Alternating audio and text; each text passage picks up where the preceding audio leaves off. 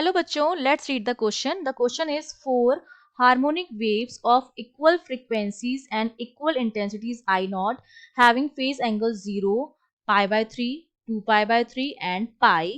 When they are superposed, the intensity of the resulting wave is n I naught. The value of n is, तो इस n की value कितनी होगी वो हमें बताना है. तो देखिए की कॉन्सेप्ट में सबसे पहली चीज जो हमें ध्यान रखनी है, की कॉन्सेप्ट हमसे इंटेंसिटी की बात की जा रही है, तो हमें सबसे पहले पता होना चाहिए कि जो इंटेंसिटी है और एम्पलीट्यूड जो है वो किस तरह से एक दूसरे से रिलेट करता है. ठीक है, तो हम जानते हैं कि इंटेंसिटी जो होती है आई दैट इज प्रोपोर्शनल टू ए का स्क्वायर. जब ये प्रोपोर्शनल साइन आता है तो आई इक्वल टू क्या हो जाता है, के ए स्क्वायर के बराबर आता है. तो मैं क्या करती हूँ, पहले जो वेव्स हैं उनका मैं एम्पलीट्यूड जो है वो निकाल लेती हूँ. अब हमें चार वेव्स दे रखी है, चारों की फ्रिक्वेंसी और इंटेंसिटी जो है वो क्या है, सेम है, आई नॉट है. ठीक है, और उनके बीच का एंगल जो है वो है 0, पाई बाय 3, 2 पाई बाय 3 और पाई. तो ये कुछ इस तरह से बनेगा.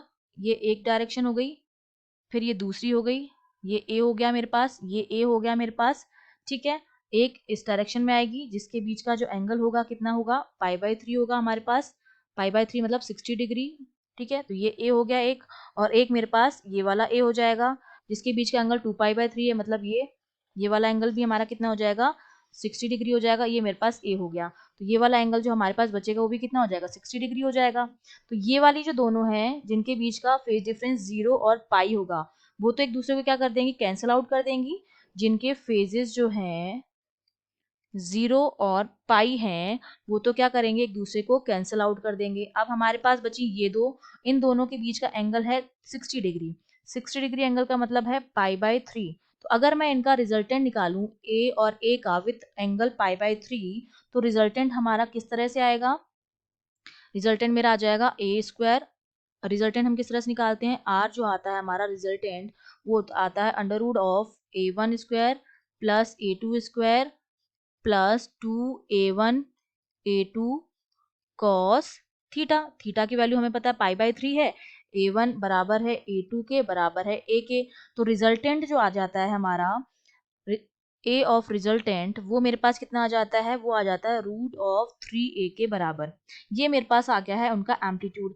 अब मैंने कहा कि इंटेंसिटी और एम्पलीट्यूड में मुझे रिलेशन पता है, तो आई मेरा जो हो जाएगा वो किसके बराबर हो जाएगा, के ए स्क्वायर. आई नॉट जो होता है इनिशियल जो होती है मैक्स वो होती है के ए स्क्वायर के बराबर. ठीक है, अब आई जो है बाद में इंटेंसिटी कितनी हो जाएगी, ए की वैल्यू चेंज हो गई है, रूट 3 ए का क्या हो गया, स्क्वायर हो गया है.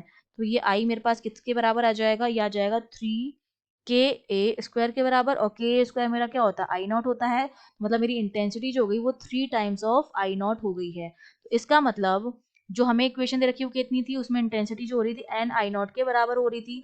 अगर मैं इसको इससे कंपेयर करूं तो n की जो वैल्यू मेरे पास आ रही है वो कितनी आ रही है, 3 आ रही है. तो हमारा आंसर क्या हो गया, n equals to 3. I hope you understood well. All the best.